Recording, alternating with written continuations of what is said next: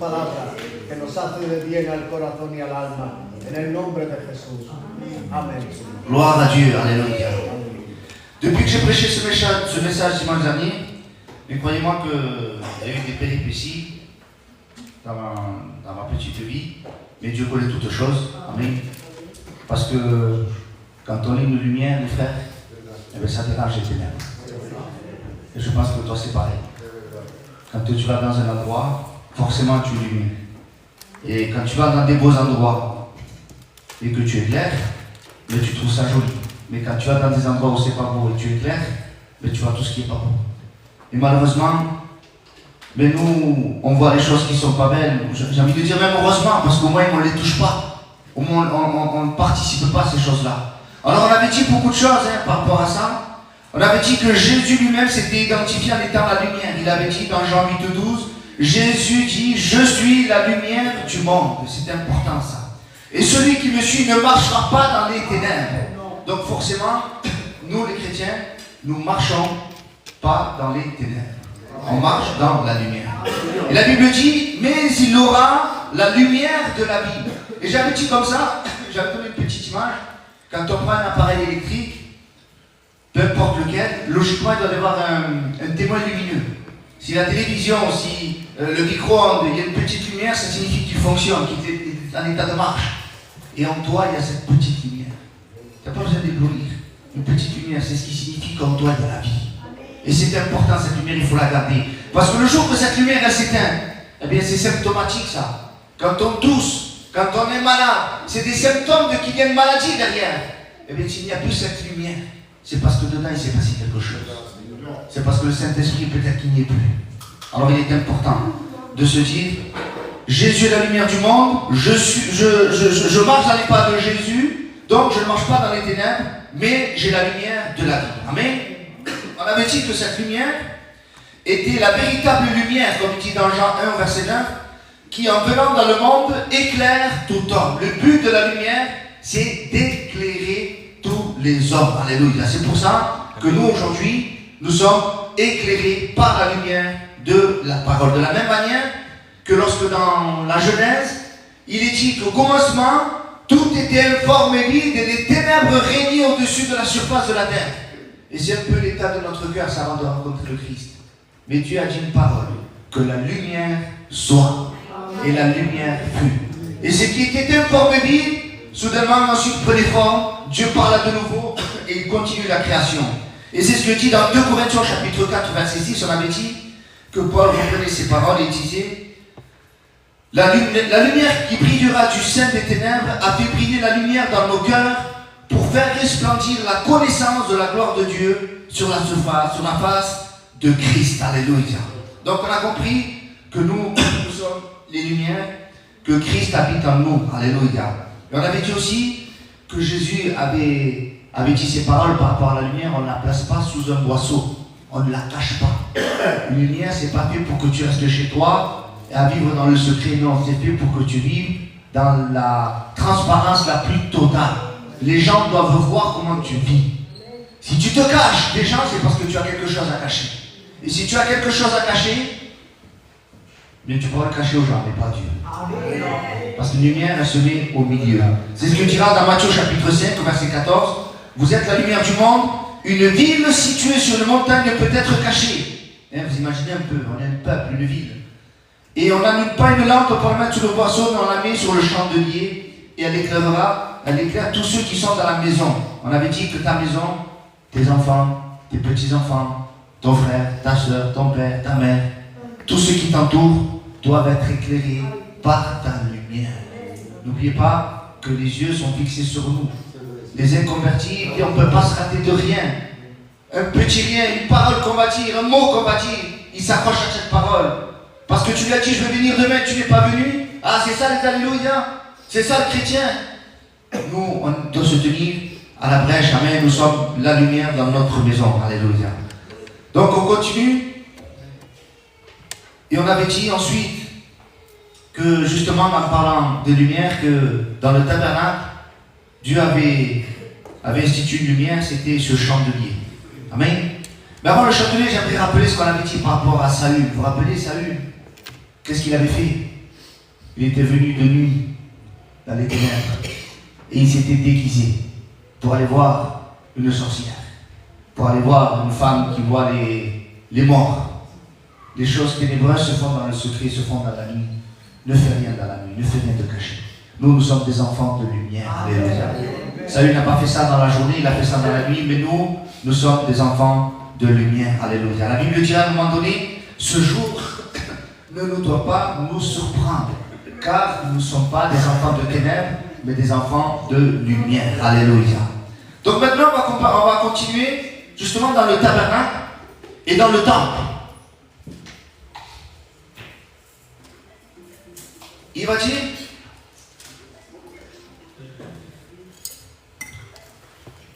avant de parler du temple, les frères et sœurs, il faut qu'on comprenne dans quel monde on vit aujourd'hui. Tu sais dans quel monde on vit?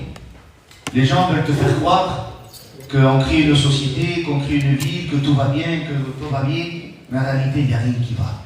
Celle qui a raison, c'est la Bible. La Bible dit dans 2 Timothée chapitre 3, verset 1er. Regarde ce qu'il dit. Sache que dans les derniers jours, il y aura des temps difficiles. On est au début ou on est à la fin? On est à la fin. Les temps, ils sont durs ou ils sont faciles? Les temps sont difficiles. Car les hommes, quand il dit les hommes, c'est les femmes aussi, seront égoïstes. Vous en connaissez, vous, déjà égoïstes? Ceux qui ne sont pas chrétiens, on parle. Là, il ne parle pas des chrétiens. Vous imaginez, c'est un chrétien égoïste? Ça ne marche pas, ça. On parle des gens du monde qui sont égoïstes. C'est milanais, vraiment. S'ils peuvent te voler les 10 euros que tu as dans ta poche pour se remplir les 50 euros à eux, ils se font ce plaisir. Les hommes seront égoïstes, amis de l'argent. Et Paul, c'est drôle comme il parle. Il dit, ils seront, comme si lui à cette époque-là, il ne connaissait pas ces hommes-là. Parce qu'aujourd'hui, il s'est passé 2000 ans depuis. Et Paul, déjà, il voyait l'esprit de l'Antichrist déjà agir dans le monde. Même si l'Antichrist n'était pas présent, même s'il n'est pas présent, mais on voit déjà l'influence qu'il peut avoir avec tout ce que l'on voit aujourd'hui. Et Paul, quand il voyait tous ces gens marcher, il se disait, Seigneur, qu'est-ce que le monde va devenir? Mais le monde sera égoïste, amis de l'argent. Jésus a dit, je donne ma vie pour mes amis. Il y en a qui donnent leur vie pour de l'argent. Nous, on ne donne pas notre vie pour notre argent. S'il y en a, merci Seigneur. S'il n'y en a pas, Dieu ne te laissera pas sans manger. Dieu ne te laissera pas sans boire. Ah, tu ne vas pas boire le grand cru de 1964, le vin. Tu vas boire un petit verre d'eau, ça suffit. Ah, tu ne vas pas manger la côte de bœuf ou l'agneau de Sisteron, là. Quel est le mejor cordero de Sisteron? Non, ici. Tu ne vas pas manger celui-là. Tu vas peut-être manger le petit steak haché surgelé, mais tu l'auras dans ton assiette. Parce que Dieu s'occupera de toi. Alléluia. Sache que dans les derniers jours, il y aura des temps difficiles. Car les hommes seront égoïstes, amis de l'argent. Ça suffit là, non? Non, il y en a encore. Fanfarons. Pour rien. Ils sont fanfarons pour rien. Parce qu'ils ont acheté une voiture. Ce qu'elle vaut aujourd'hui, dans 3 ans, elle ne vaut plus. La maison qu'ils ont aujourd'hui, elle peut prendre feu et il n'y a plus rien. Le bijou qu'ils ont, ils peuvent se le faire voler, il n'y a plus rien. On est fanfarons pour rien. Le monde est fanfaron pour rien. Il est hautain, c'est-à-dire qu'il est orgueilleux. Pour les Simasénocrés est ingris, en plus de ça, il marche dans la fierté. Blasphémateurs contre Dieu. Rebelles à leurs parents. Combien qu'il y en a aujourd'hui? On ne peut plus les reprendre, les enfants. C'est fini. Même de mon époque à moi, il le disait. À mon époque à moi, pourtant je ne suis pas vieux, je suis de 1991. Et déjà j'entendais qu'ils disaient, on ne peut plus reprendre les petits, on ne peut plus les reprendre. Ah, imaginez maintenant, c'est pas possible. Les rebelles à leurs parents, ingrats. Ils ne te remercient pas, ils te remercient pour rien. On dirait que tout leur est dû. Tu leur fais bien, on dirait que c'est normal. Ils ne te disent pas merci, ils ne sont pas reconnaissants. Irreligieux, insensibles. Ils sont insensibles à la difficulté, aux problèmes qu'il peut y avoir. Des déloyaux, calomniateurs, intempérants, cruels, ennemis de gens de du bien, traître, emporter, enflé d'orgueil, aimant le plaisir plus que Dieu, ayant en l'apparence la piété, mais reniant ce qui fait la force. Mais la Bible dit, éloigne-toi. Alléluia. Éloigne-toi de ces hommes-là. On ne doit pas avoir des amis comme ça. Si moi je sais que mon ami, il est orgueilleux, égoïste, ami de l'argent, fanfaron, hautain, blasphémateur. Non, peu, ouais, non, il est gentil. Ça marche pas. C'est pas mon ami. Je dois m'éloigner. C'est pas moi qui te le dis, c'est la Bible. Éloigne-toi de ceux qui te tiennent vers le bas. Nous, on veut être des vrais chrétiens. Eh ben, fais-toi ami avec des chrétiens. Ah oui, mais je ne le supporte pas, moi, lui. Excuse-moi, bébé, je ne le supporte pas, lui. Justement, c'est ça que la Bible veut. C'est que tu te supportes avec ton frère. Parce que lui, ton frère, il a le même but que toi. Ta soeur, elle a le même but que toi. C'est d'aller au ciel. L'ami du monde, il n'a pas le même but que toi. Lui, c'est de s'enrichir, c'est de se faire un nom. Mais ta soeur, ton frère, son but à lui, c'est d'aller au ciel. Amen. Alors il est important, les frères, de s'éloigner de ces hommes-là. Et l'apôtre Pierre, lui aussi, il reprend quasiment ces mêmes mots dans 2 Pierre au chapitre 3, verset 3. Il dit, sachant avant tout que dans les derniers jours, et je veux que tu retiennes ça, hein, Paul a dit, sache que dans les derniers jours, et Pierre dit, sachant avant tout que dans les derniers jours, il viendra des moqueurs avec leur raillerie. Ils vont se moquer de toi. Oui, ils vont se moquer de toi. C'est comme ça. Ils se sont moqués de Jésus. Ils ne vont pas se moquer de toi. Là, ok, si. Ils ont insulté Jésus. Ils ne vont pas t'insulter à toi. Mais moi, non, on ne doit pas m'insulter. Si c'est pour la cause de Christ, tu vas devoir supporter. L'apôtre Paul, on l'a frappé, on l'a flagellé. Pas parce qu'il a volé, parce qu'il a prêché Christ. Si on te persécute, parce que tu parles de Jésus, parce que tu vis comme Jésus, parce que tu veux penser comme Jésus, ben qu'importe. Ce sont des bonnes tribulations. Alléluia. D'ici, il viendra des moqueurs avec leur raillerie, marchant selon leur propre convoitise et disant, où est la promesse de son avènement? Oui, vas-y. Qu'est-ce que tu fais? Tu attends Jésus? Mais si il ne viendra pas. Ça fait 2000 ans qu'il a dit qu'il va revenir. Il ne reviendra pas. C'est ce que la Bible dit.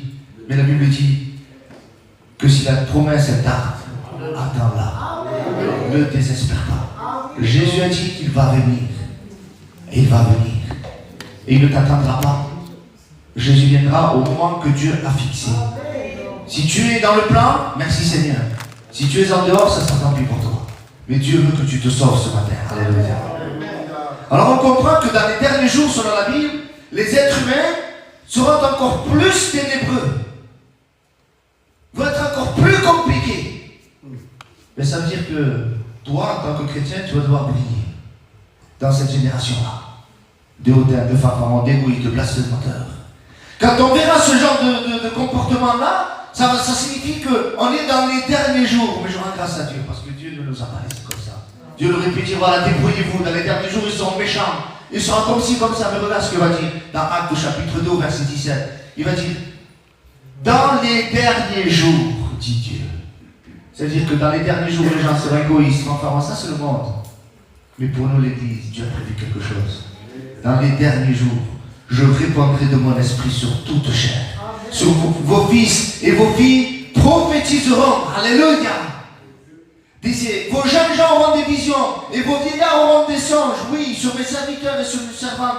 Dans ce jour-là, je répandrai de mon esprit et ils prophétiseront. Je ferai paraître des prodiges en haut dans le ciel et des miracles en bas sur la terre. Du sang, du feu, une vapeur de fumée. Le soleil se changera en ténèbres et la lune en sang avant l'arrivée du jour du Seigneur, de ce jour grand et glorieux. Alors quiconque invoquera le nom du Seigneur sera sauvé. Alléluia.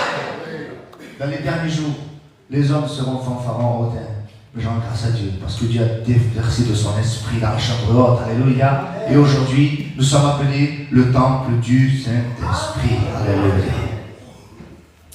Alors il est important, les frères, de marcher dans la lumière. Vous avez remarqué qu'il dit, vos fils et vos filles prophétiseront. On va prendre une minute pour parler de la prophétie. C'est pas tout le monde qui peut se prétendre être prophète. Quand je dis prophète, c'est pas comme dans l'Ancien Testament. Hein. C'est le don de prophétie. Pas tout le monde peut l'avoir ce don, parce que c'est un don que l'Esprit de Dieu donne, il n'y a pas de souci. Il ne faut pas un trait de caractère spécial, il ne faut pas un compte à banque, il ne faut pas un âge. Hein. Quand on veut donner le permis à quelqu'un de conduire, on lui demande première chose, est-ce que tu as 18 ans? Mais le Saint-Esprit, c'est pas comme ça. Le Saint-Esprit donne à qui il veut. D'accord? Il n'y a pas de caractéristiques spéciales, si ce n'est que simplement être né de nouveau. Amen. Mais il est important, les frères, quand on prophétise, je parle pour ceux qui ont le don de prophétie, de bien peser. Là, je ne dis pas ça pour mettre la pression, je dis simplement que c'est important.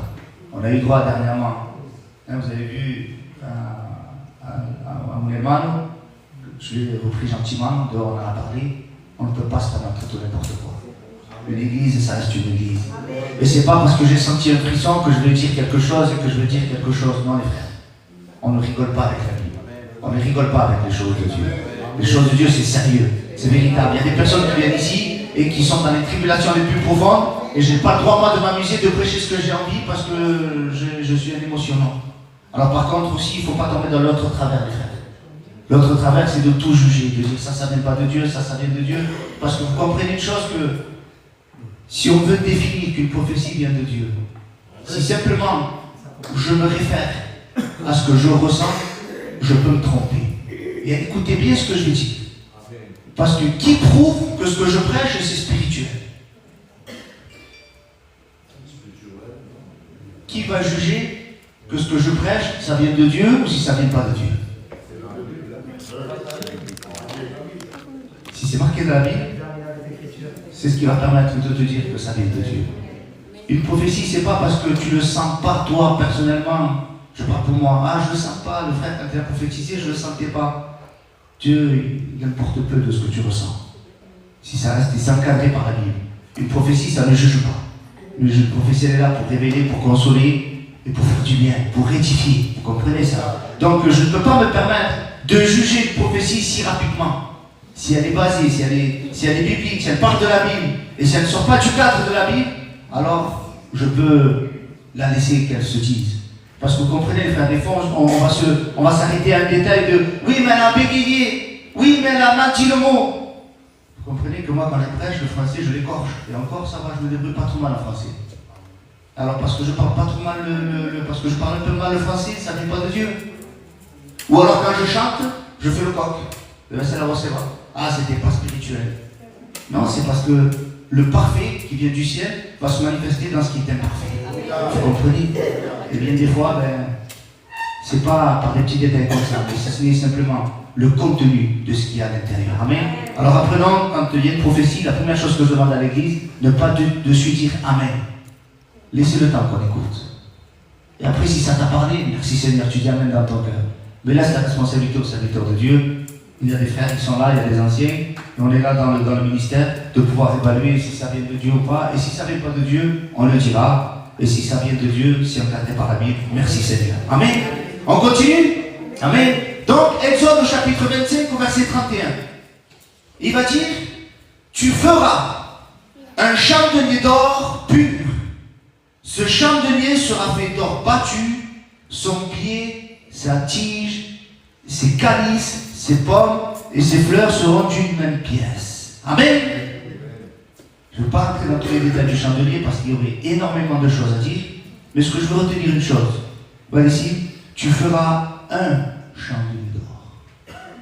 Tu ne feras pas 2, 3, 4, 5, 6, 7, 8, 9, 10, 11, 36. Non, un seul. Il y en a un seul qui est véritable.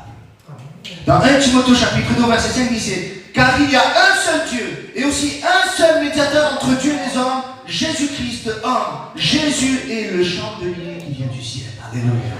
Il est le véritable chandelier. Alléluia. Celui qui éclaire tout homme. Le but d'un chandelier, c'est d'éclairer. Et surtout, il éclaire dans un lieu spécial, dans le lieu saint. Un chandelier, c'est beau, c'est magnifique. Je ne sais pas si on en a un là. Il était pas ici à un moment donné. Ah, voilà, il est là. C'est quelque chose de magnifique, quelque chose de beau. Mais si vous le prenez et vous le mettez comme ça ne sert à rien.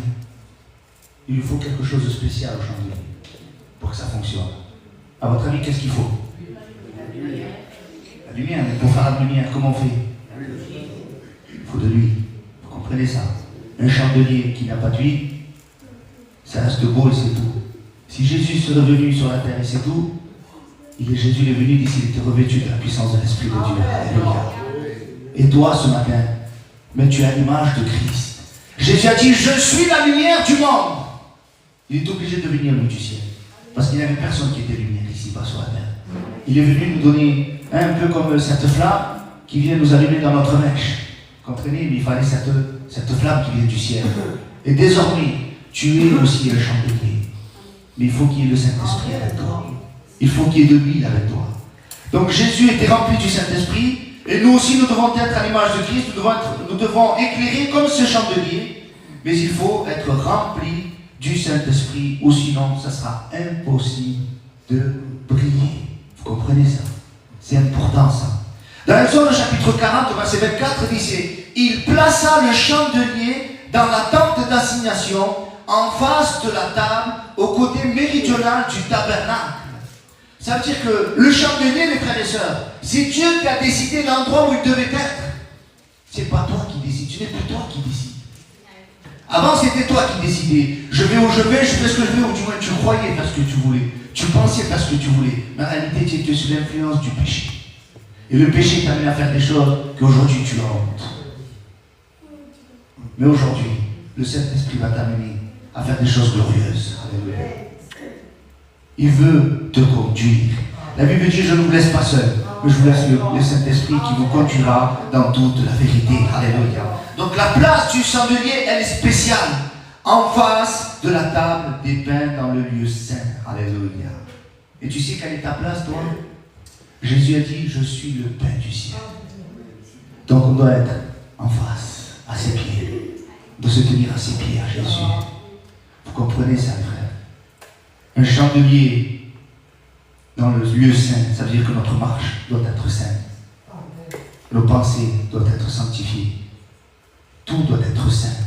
Alors oui, mais des fois, je m'emporte, des fois, je me salis. Demande pardon à Dieu. Demandons pardon à Dieu. C'est ça notre vie quotidienne de chrétien. Le chrétien ne se repose pas sur ses lauriers. Il ne se repose pas sur ce qu'il connaît. Il veut toujours s'améliorer. Alléluia. Dans Exode au chapitre 27, il va dire comme ça au verset 20.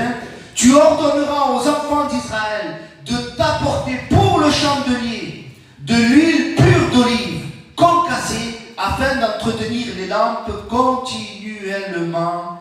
Amen. Alléluia. Et j'aime bien ce petit mot. L'entretien. Eh oui. On entretient tout dans la vie. La voiture, elle s'entretient. La maison, elle s'entretient. Tout s'entretient. Et ta lampe, est-ce que tu l'entretiens? Est-ce que ta vie, tu l'entretiens? Parce qu'à force, il y a des coups, il y a des blessures, il y a des choses. Peut-être que ta lampe est toujours allumée, mais elle est dans un sale état.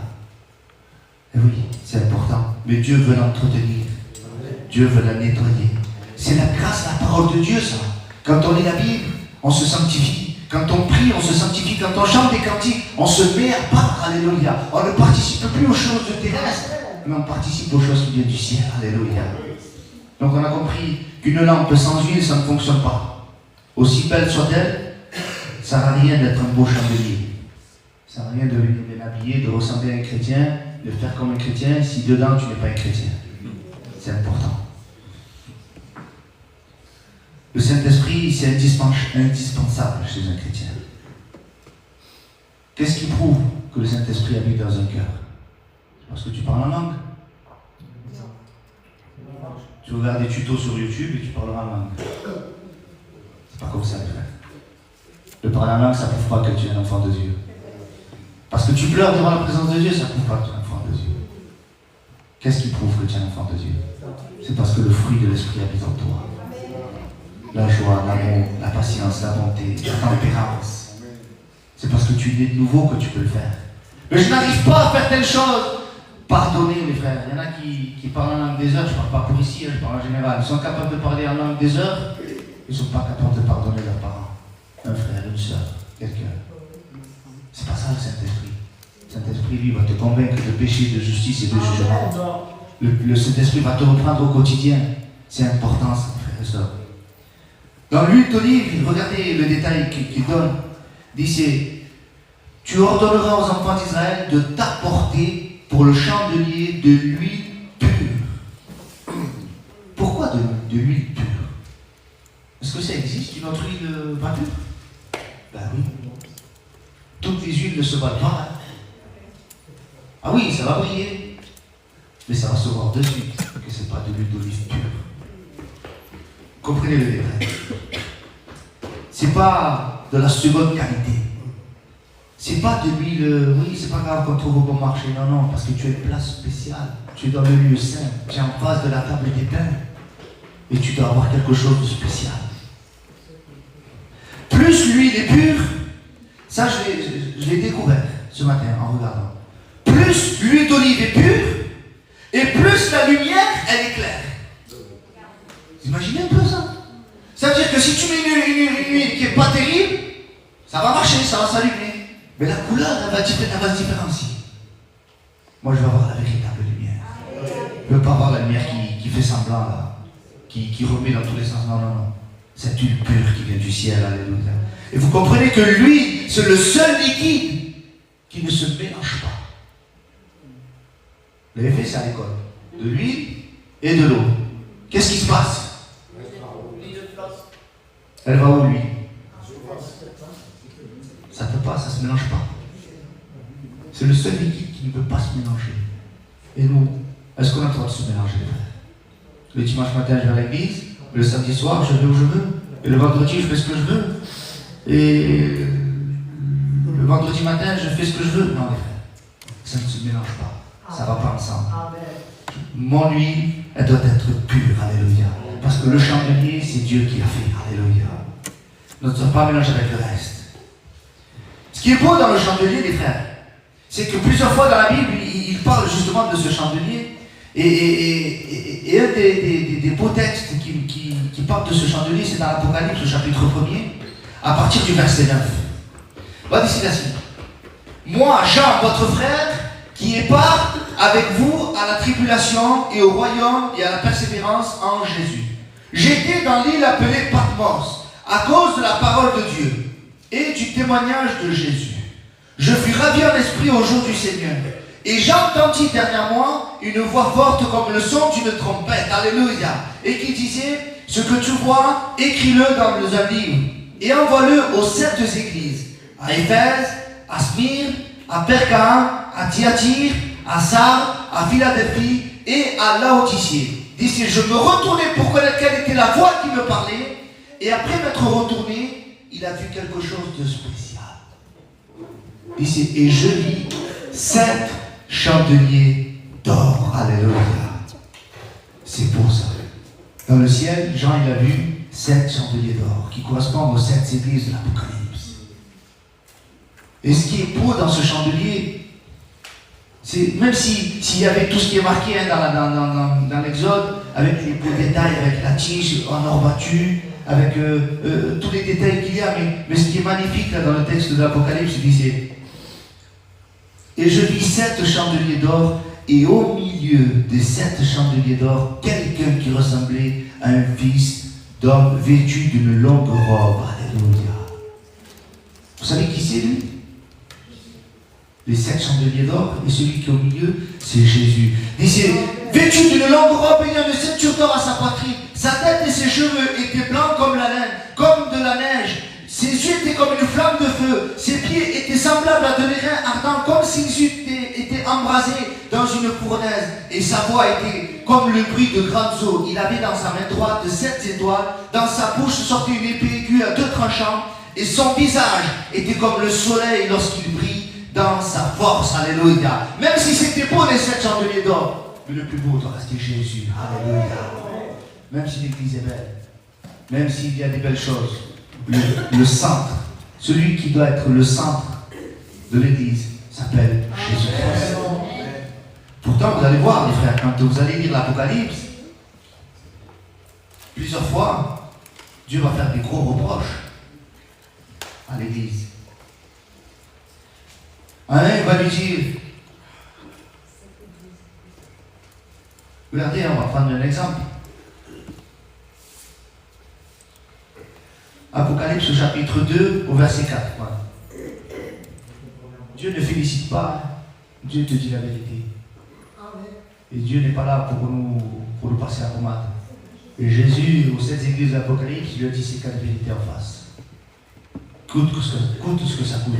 Peut-être que nous, à la place, on aurait dit regardez, l'église là, elle est foutue, c'est compliqué là, il n'y a plus rien à faire, c'est fichu.